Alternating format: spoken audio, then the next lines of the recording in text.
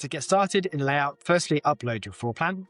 Once that's within layout, you can go into your preferences where you can set your criteria. You're now able to use our AI preferences uploader, which allows you to upload, for instance, a PDF of a brief and automatically apply those preferences for you. Once that's done, you can hit generate, and within a few seconds, layout is going to have generated you some options to have a look at. Layout will automatically show you the key statistics in terms of which is the highest capacity, which is the lowest cost. You can then dive a bit more into the detail on this in terms of a breakdown by zones, carbon, and costs for you to be able to get a better understanding of the designs. You can also now use layout flow, which enables you to be able to ask a question to get help when you're using layout. So for instance, how do we calculate the costs?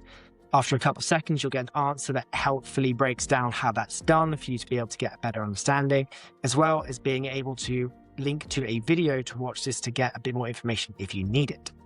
But why don't we jump into one of the designs and actually have a look at it? You're now able to use the circulation editing. So what that means is even though we've already generated this design, we can now actually edit and move the corridors afterwards, and layout will automatically redesign for us, which is very useful to be able to change your design as you're going through the process. You can then, of course, continue to iterate and change your design as you see fit. Once that's done, we could jump into 3D and have a look at the design more immersively to get a better understanding for it. And now you're able to create AI renders from aerial views. So for instance, here we can create an AI render of this 3D view. And there we go. In a couple of seconds, we've got a really good looking render of the entire floor plate from a really unique perspective. Once that's done, we can jump down into the floor plate and we can create an AI render from here. I'm actually going to use a star reference internally and an outside view as well. And after a couple of seconds, there we go. Layout has now generated this interior rendering for us, which looks really good.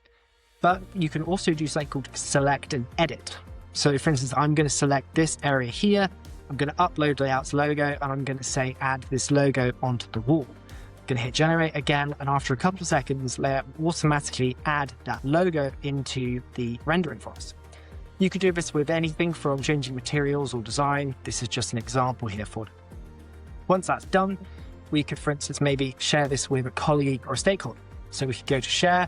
We can then create a live link to be able to share with them. So we could include those two renderings we've just created, change the unit system to imperial, maybe add the costs and the CO2 in there as well and generate the link.